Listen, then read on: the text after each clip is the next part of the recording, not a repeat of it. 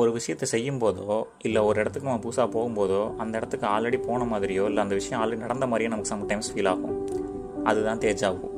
தேஜாவுனா என்ன அர்த்தம் அப்படின்னா, ஆல்ரெடியே பார்த்துட்டோம், இது நடந்திருக்கு அப்படிங்கிறது தான் அர்த்தம். தேஜாவு ஏன் வருது அப்படின்னா, அது ஃபஸ்ட் டைம் தான் சுச்சுவேஷனில் நீங்கள் இருப்பீங்க.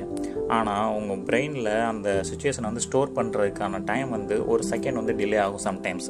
ஸோ அந்த மாதிரி நடக்கும்போது இது வந்து ஆல்ரெடி நடந்த மாதிரி இருக்கே அப்படிங்கிற மாதிரி நமக்கு வந்து ஃபீல் ஆகும்.